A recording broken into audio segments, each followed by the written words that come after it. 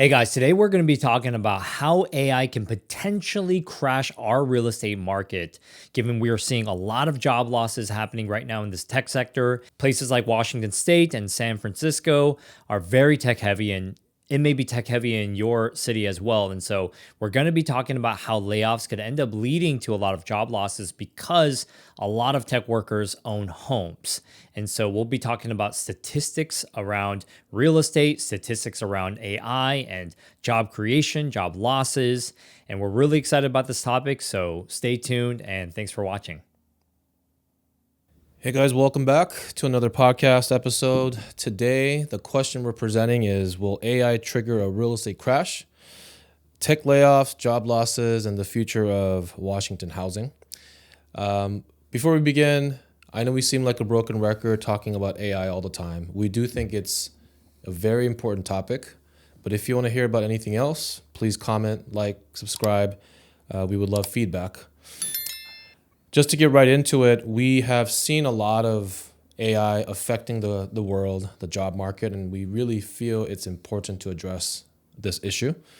We're going to talk about, really focus on the tech sector today, because that is a huge driver of the economy and in our state, especially the real estate market. Peter, why do you think... Do you want to expand on this a little bit on why do you think this is important to focus on? Yeah, I think AI is something everyone should be focusing on how to adjust with AI, because I believe it has most of our jobs under the scope of potentially getting replaced. And so that's one. Please pay attention to this. This is no joke. Another very practical way it could affect us for people who own homes or have bought homes is it could end up lowering our prices. Now, there are multiple factors that are currently leading, contributing to the fact that our prices are lowering right now. And yet, I think AI can potentially accelerate this, and that's what we should talk about on exactly why. So. One of the first topics we should talk about is how AI is contributing to job displacement. And we see it here in Washington State a lot more than other areas. Like Alabama might be a much different state, right? Even some areas in Houston, Texas, where it's more about, the medical industry and et cetera, et cetera. We see it so much more because we're filled. I mean, most of our jobs, most of the owners, the homeowners here are tech workers because they make enough money to be able to qualify a home. One of the few, I would say, who could actually qualify for a home nowadays, besides like doctors and business owners. So yeah, that's why I think this is a very important topic for a lot of us. So just to kind of drive that point, can you talk to the audience about how does a high-paying job directly influence market prices? And maybe give some examples of that. Well, as you know, a lot of these, even low-level engineers are making enough to be able to qualify for a home. So if you got like mid-level, managers or engineers or, whatnot, they're being paid, significantly more compared to the rest of the world right now. In fact, we see it here in Washington where, it used to be like investors, people with a lot of money who came from, like mainland China, or it used to be just some, there just used to be a lot of money flowing here. But right now, for the last, I would say 5 years, most of our clients, the people who could actually buy a home, are tech workers because they do make a lot. How that can affect the real estate market is that because they make so much money, they're the majority buyers. We have this thing called the tech package, which is we work with a lot of tech workers. And the reason why we created this tech package is because they're the ones who can afford it. Seriously, like if you're working even a household income of 150 to 200,000, it's not enough to be able to buy a single family home here in Washington, in Snohomish and King County. So if AI is going to displace a lot of these jobs, especially low-level engineers, how is that going to impact the market? And I think that's a big question. So why don't you talk to me about kind of some of the statistics around AI job displacement? Yeah, and another thing I'd like to add before I get into the statistics is the way that, just to kind of give the sneak peek behind the curtain view, the way that a lot of tech workers will get approved for homes is by working with lenders who understand how to give approvals or higher approvals based on stock options that may not even be available yet, called RSUs. So there's a lot of reasons why a lot of tech workers can afford higher paying or higher priced homes. Yeah. But to focus on the global and national impact, just to reiterate, the statistic now is by 2030, up to 300 million jobs worldwide could be lost to AI from Goldman Sachs. 47% of U.S. workers could see their roles threatened by AI in the next decade. I would argue probably sooner, but that's a statistic. 41% of employers worldwide intend to reduce their workforce in the next 5 years due to AI automation. And the one that hits home is Microsoft. So just in the next month, in 2025, is preparing for another significant round of layoffs, targeting thousands more employees. So a layoff has already happened, and we'll share numbers on that. Where are those employees coming from? In sales, marketing, and gaming divisions. Yeah. And that's that hits very close to home. It does. Everybody knows that we're from Washington State. We're from Seattle, and Microsoft is a massive company. The headquarters are here. Microsoft started here, and it's not just Microsoft, right? We have Amazon, which is also the headquarters. But what a lot of people don't realize is we also have a massive presence from Google. We have a massive campus in Kirkland, along with Meta here, and many other tech companies. But Microsoft, a huge employer here, and a lot of those tech guys were smart enough to buy a home, right? And so for the last 5 to 10 years, they've just been like cranking out these, home purchases.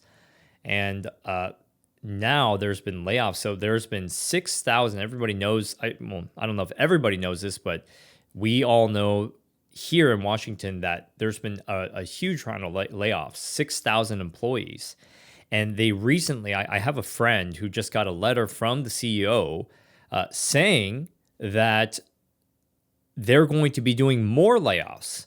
They just sent it right to the inboxes of all the employees saying that, listen, AI is making waves. AI will be able to replace a lot of jobs. We're going to have to, cut down. What I have also heard is that a lot of these tech companies are just firing people in droves and then seeing how AI can replace a lot of the jobs and what the current teams, the remaining teams how they can work with AI to be able to do the same level of production, but less bodies, less money, employee salaries to pay out.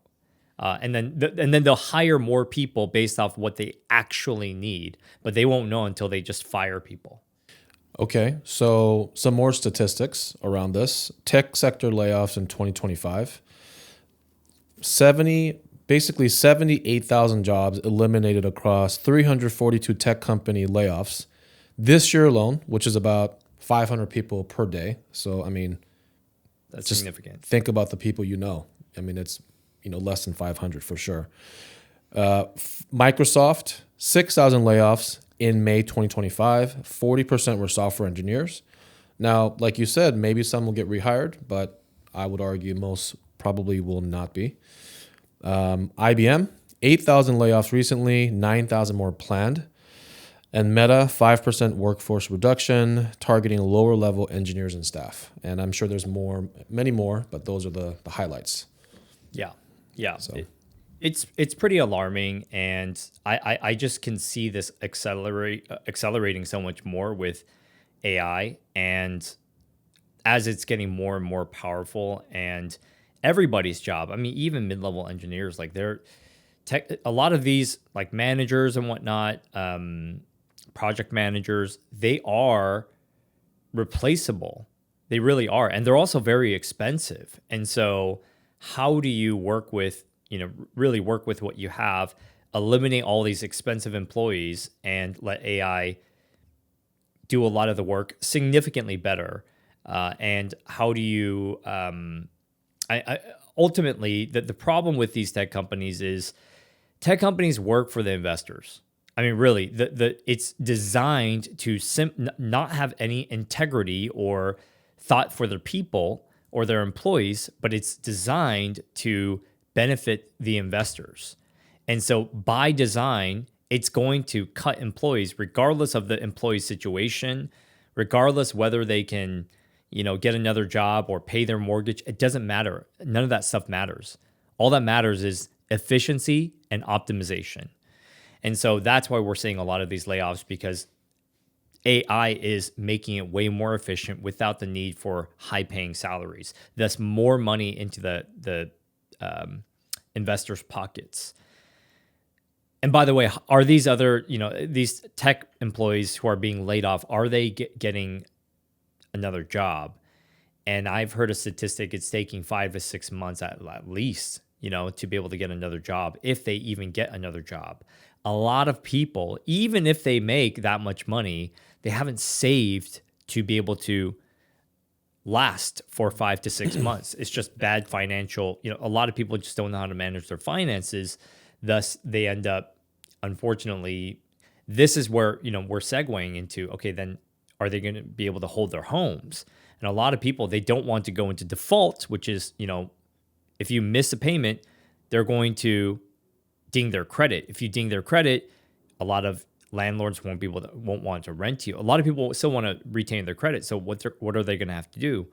They have to sell their homes. And so if inventory increases, that's where we're segueing into what's going to happen to the real estate prices.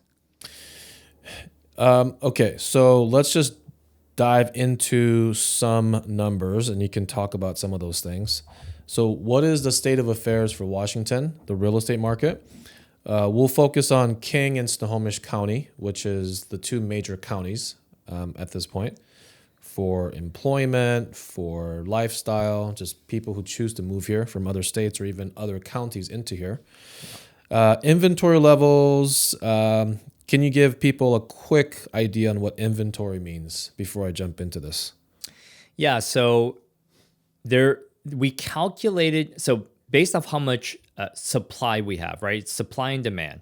How much supply do we have? Why this matters to prices is, if we have lower demand, higher supply, then prices go down. That's the way basic economic works.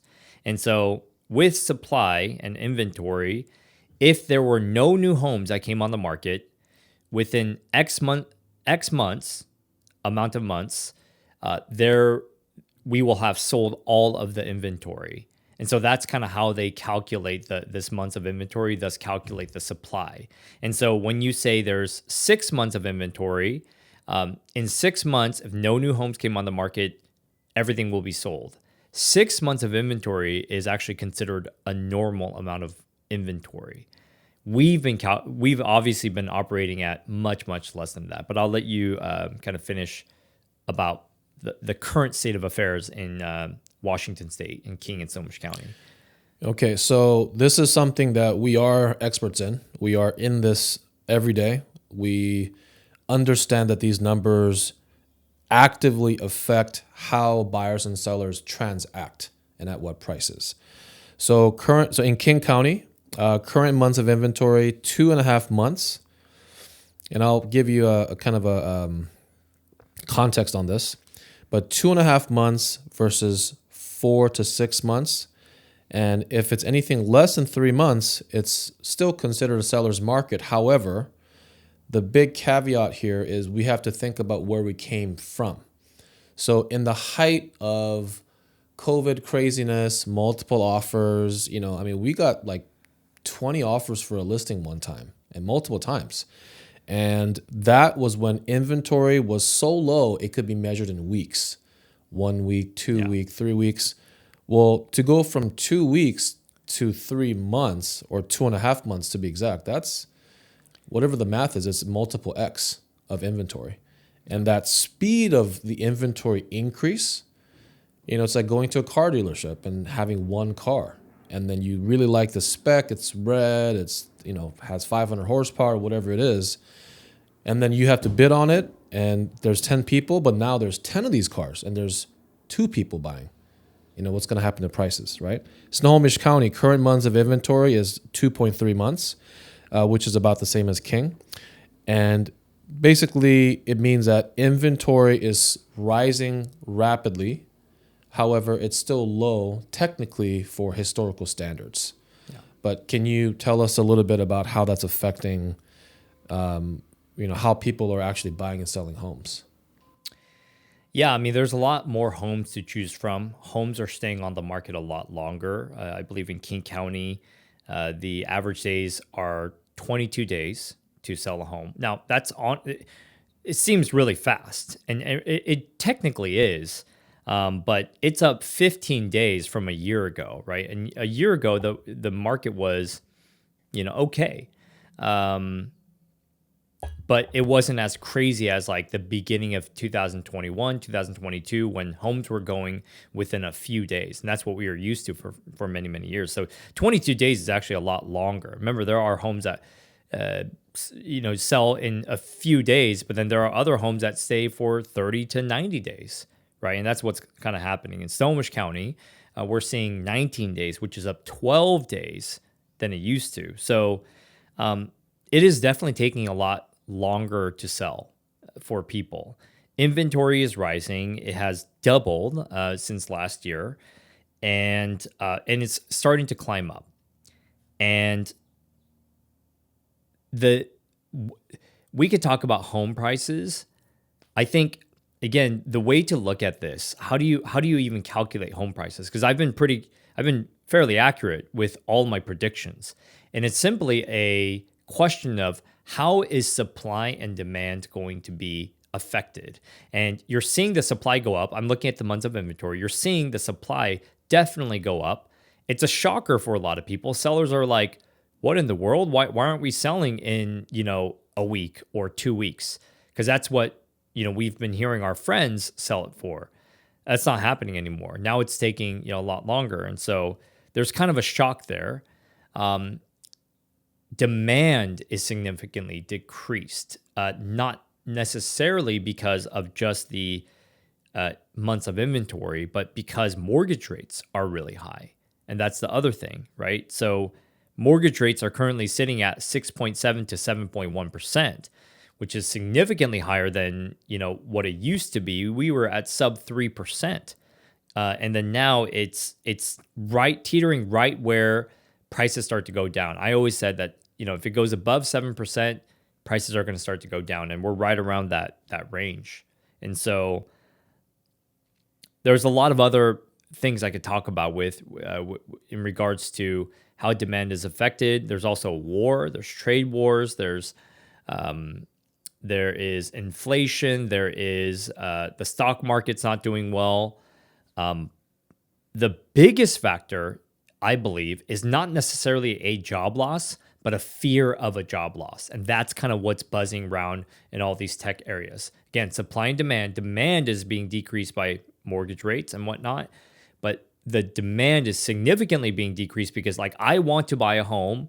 I have a family. I want to buy a home. I have this savings, but my CEO is saying that, we're going to be doing rounds of layoffs. A bunch of my friends and coworkers have already been laid off. My gosh, I might be next on the chopping block. And that's why a lot of the demand is decreasing. Thus, we're seeing an increase in supply. Thus, we're seeing home prices being affected. You sound so smart when you say thus. You sound like a professor. I am, actually. So just to recap, we have more homes on the market. So you're seeing more green, more active homes as you're searching as a buyer. The time that it's taking to sell is longer on those increased number of homes, which makes you makes you think, okay, how quickly should I be moving? So buyers are actually taking a step back, slow playing it, not jumping into deals as quickly as before. And then home prices are reflecting down year over year. You also talked about mortgage rates, which do have a huge impact. I mean, people with even 20% down on a median priced home, which is about, let's say, 700 to 900K, which already sounds crazy, but that's the fact. I mean, payments, even at 20% down, are like multiple thousands of dollars. $5,000, $6,000, $7,000 a month. And I think there's really two layers to how people internalize or kind of feel the difference is, yes, you see statistics on the news and we talk about this and okay. And then you hear stories from your friends, your neighbors, your parents, your kids, whatever, who are in the market. And it's a completely different world. I mean, I have to adjust my buyers and sellers' expectations. And unfortunately, a lot of sellers are just stuck in a previous cycle. They're thinking it should be this. And we're saying it's not, it is this, something else completely different. Yeah. And I do want to touch more on the psychology and maybe the scenarios of so what is it actually going to look like in the future? But I do think that if you are a buyer, there could be opportunities. The question is, okay, what's actually going to happen and how long it will take to happen? And you're saying that the fear factor is going to be the biggest contributor to the continuing market change, or what are you really saying?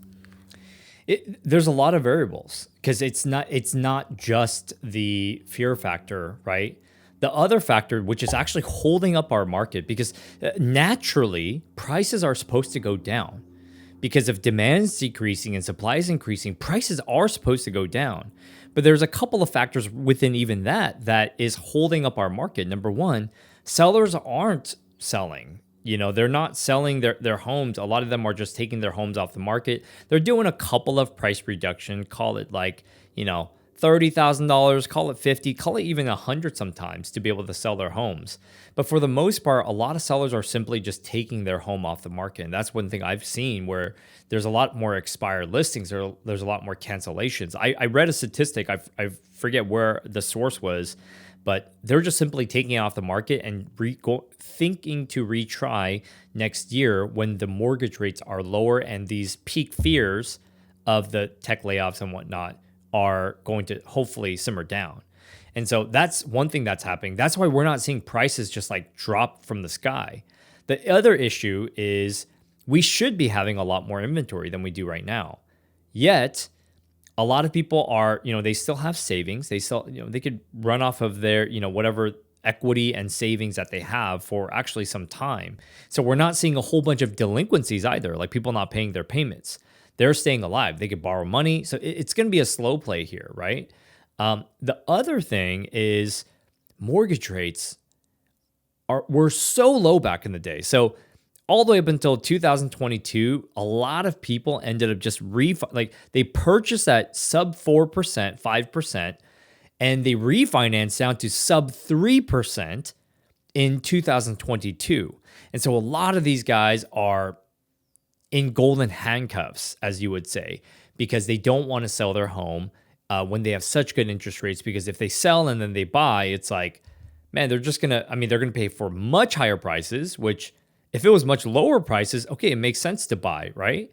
But because the prices, sellers aren't like willing to like really sell at a lower cost.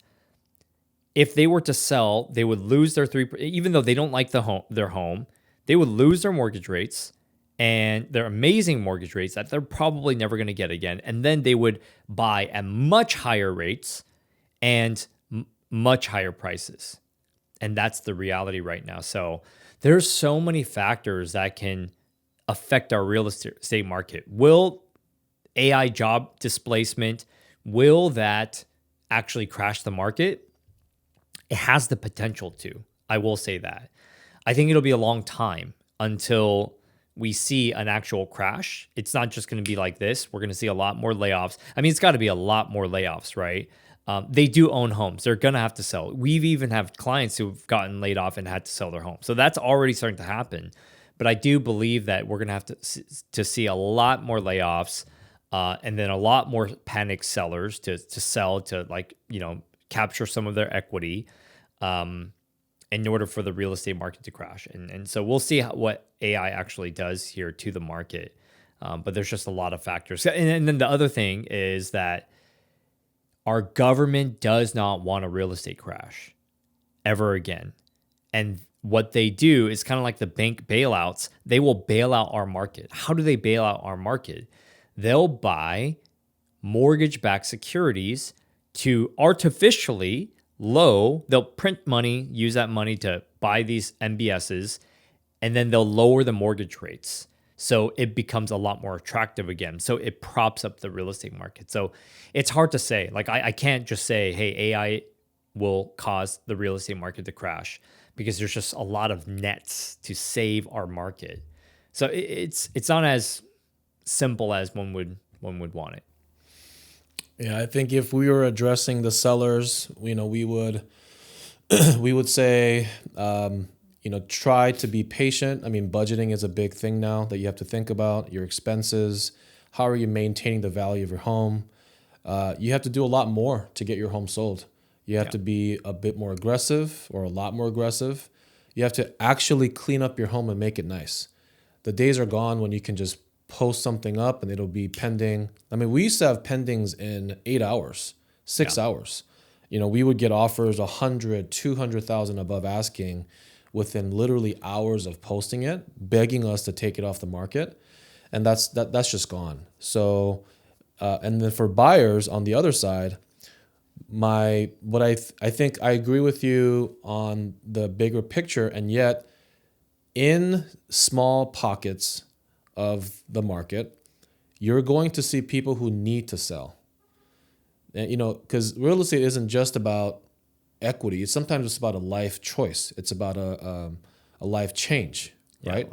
It could move, job reasons, jobs, parents. Parents want us to be close to the parents, Yeah, we just had a sale to liquidate a property for to take care of an elderly, parents, right? There's all these things that can affect a seller's life, which causes them to have to put on the market at a decent price. Then that becomes a new comp or a new comparable sale for that neighborhood.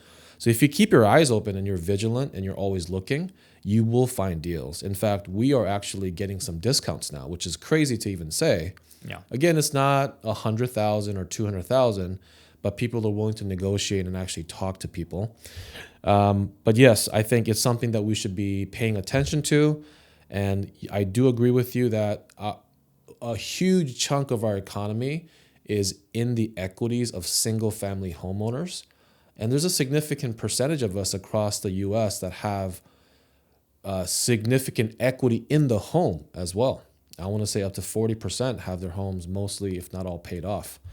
So what do you think we should focus on as 2020? We're already half past 2025, believe it or not.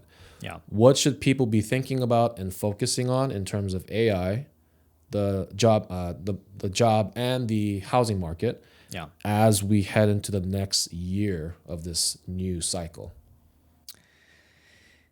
Okay, so two things: AI and the housing market. So number one, I would say you have to our human race, right? We have to adjust to AI. It's going to be disruptive. It's a wave. It's a coming wave. I'm reading a book about that, and it's inevitable.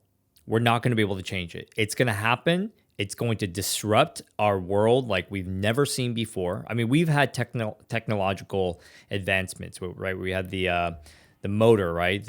We've had the steam engines. We've had electricity, right? Mass-powered, societies, and incredible technological advances through having electricity. This is going to be, in my opinion, like 100x that. I mean, that's how much advancement we're going to see with the advent of AI, and people have to adjust, because the scariest part is it's going to affect our jobs, right? There's been so many, I mean, We used to plow. I mean, human beings used to plow fields, right? Well, we don't need that anymore because of technological advances. Well, we have to adjust. We got to figure out what else we can do to be able to stay employed and stay having, cash flow into our account. And the people who are just like, pointing at AI like, oh, this all sucks. No, that's not the way to do it. You got to start a business. You got to start a business, or you got to learn AI, learn how to work with AI to be able to be way better at whatever skill, right? If you've gotten laid off, I'm so sorry. It's very difficult for you, I know. And yet, I would say you may have gotten an opportunity for you to adjust earlier than other people. And so I would just say you have to learn to work with AI. Please learn. Download Perplexity. This is not an advertisement. Download Perplexity AI or download ChatGPT and just learn how to prompt it to produce what you need it to do. I would say with the real estate market, I would actually continue buying right now. I think that's what it comes down to. I think mortgage rates are going to come down at some point. I forget who it was. I think it was Bank of America, if I'm not mistaken. It was one of the large banks. They were saying that we can potentially see fives in 2026. 2025 might not shift much, but at some point we do expect rates to go down. And so that's going to help affect the real estate market. I also believe that we're going to, I think some things are going to simmer down just in terms of all, since Trump became president, how much craziness have we seen? We've seen wars, we've seen talks of nuclear, we've seen tariff wars. Just stock market crashes. It's been insane. I do believe a lot of that stuff will simmer down. I think because we have if you just turn on the news, you're going to see so much fear. And sellers are seeing the same fearful news as you are. And so this is why people don't buy, is because, they're afraid to jump in when it just seems so like there's so much blood on the streets. But that's the perfect opportunity to buy. And I think we have an opportunity to be able to buy at discounts, 50,000, 100,000 under asking. What we are used to and what I believe we will see again is multiple offer markets. When you're in a multiple offer market and you're a buyer, you have no leverage at all. We're great negotiators, but what can we really negotiate? How much can we actually negotiate when you got 5 other buyers who are willing to do less contingencies, offer more, put a higher earnest money, right? Do a higher escalation clause. How are we going to compete with that? You can negotiate all you want, but they're going to choose the higher offer, right? So I would say this is a very big opportune time. I don't think it's going to be a sudden shift in the market, right? I think we have until the end of the year. That's just my best prediction.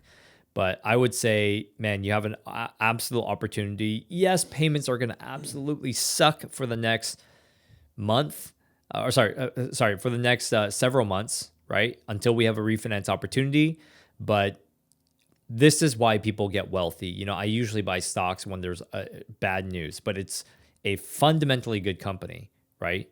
Real estate is fundamentally good. There's a lot of money still. There's a lot of people with cash sitting on the sidelines. And yet there's a lot of fear with the real estate market. And really that's the time to buy the stock, to buy the home. And that would be my conclusion. What about you? Yeah, you make great points. And this is something that kind of lives at the tip of our tongues every single day. To touch on the opportunity side on AI, we have a dear friend who, is transitioning from his old job to saying, okay, the market is flooded with low, mid, and even high, senior positions that are looking for other opportunities because of the layoffs. And he said, well, I'm going to create an AI agency where it can help business owners use AI to accelerate their business. What a great mindset, right? Like you said, what you focus on expands. So if you're looking at just the fear factor, well, then you're just going to be paralyzed with fear. But if you look at the opportunities, it's what you type into YouTube, really. There are people creating more businesses. We are implementing AI in our businesses to help more people more efficiently, and we're making a huge push on that, as you know. And we're actually, even though it's a slower market, we're busier in many different ways. Yeah. So where are you looking is the question. Are you prepared? Have you been saving? Or should you start saving now? Think more about the future, especially if you have a family, things of that nature. And then on the real estate market, think about the recent history, right? History just repeats itself. In 2022 to 23, when the interest rates suddenly skyrocketed, the market dipped a significant percent. It was like 25% in some areas, right? That were especially high priced. And then the market came back up, and everybody who were, number one, brave enough and prepared, number two, bought and rolled that equity up, and they can handle a dip because they built in that, I guess it's called, dollar cost averaging in a way, the way you mentioned about stocks. We're actively working with buyers who have been prepared and see the opportunity. And although we can never predict it, I personally, if you really look at the way the world works and how the economies work, especially in the US, if we do have a significant real estate crash, there's going to be really bad news for the entire economy. Yeah. And there's no way, economy. world economy, because we are literally propping up this economy. Through the mortgage-backed securities. Exactly. So for us to think that it's going to go down by 50%, maybe, but I think there's a very, very unlikely chance that's even going to happen. So anyway, I think that's all I had to say, and I think that's really good points to summarize. What are we talking to people about? What should people be concerned about, and what should they be focusing on for the next year? Yeah. And let's take it step by step. Talk to us, call us. We're here. We have resources. Yeah. If you want to cry and vent, we're here too. You're really good at that. But you're a great listener. Oh, I thought you were you're saying I cry and vent. Yes, we cry. But that too. Yeah, men cry in the corner when nobody's looking. Yeah. But anyway, I think that's all that's to be said. Yeah. Yeah. Sounds good. Thanks for all those points. Thank you guys for watching. We appreciate it. And please, again, like and subscribe to our channel. We're a small channel that we're trying to get there. And a lot of our shorts do a lot better. But we just want to give as good and informative information as possible in this crazy, rapidly changing world. And so thank you again, guys, for watching, and we'll see you guys on the next episode.